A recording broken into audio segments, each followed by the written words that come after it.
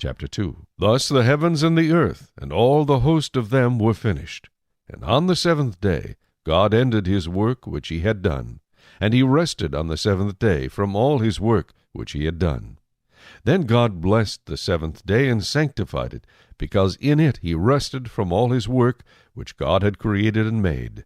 This is the history of the heavens and the earth, when they were created, in the day that the Lord God made the earth and the heavens, before any plant of the field was in the earth, and before any herb of the field had grown.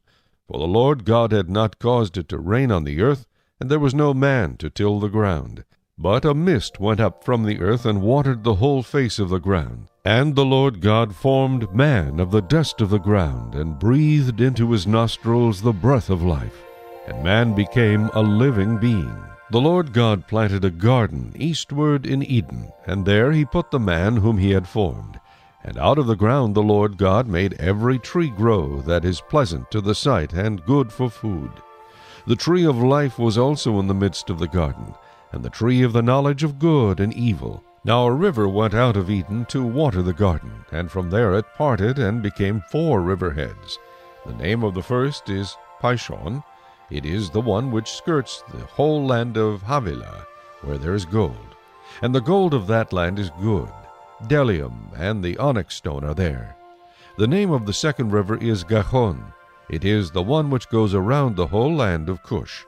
The name of the third river is Hiddekel. It is the one which goes toward the east of Assyria.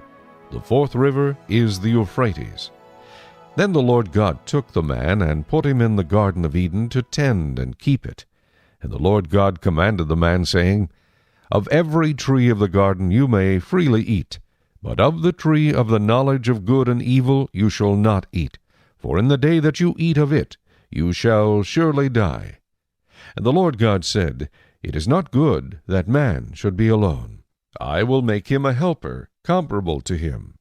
Out of the ground the Lord God formed every beast of the field, and every bird of the air, and brought them to Adam to see what he would call them. And whatever Adam called each living creature, that was its name. So Adam gave names to all cattle, to the birds of the air, and to every beast of the field.